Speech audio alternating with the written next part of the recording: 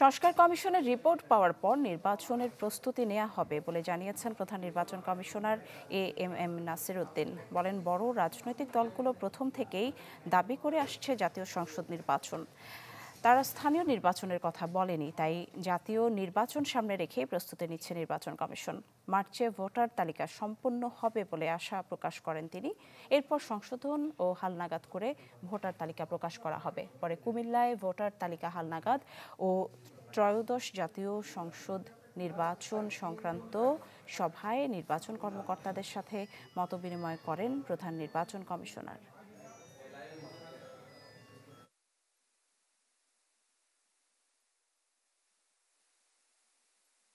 কারণ অনেকগুলো সংস্কার কমিশনের রিপোর্ট আসবে। আমাদের ইলেকশন কমিশনের সংস্কার কমিশন আছে, শাসনতান্ত্রিক সংস্কার কমিশন আছে, কেউ বাইকেমারা সিস্টেমের কথা বলছে, কেউ আবার প্রফেশনাল রিপ্রেজেন্টেশনের কথা বলছে। জানি না রিপোর্টে কী আসে।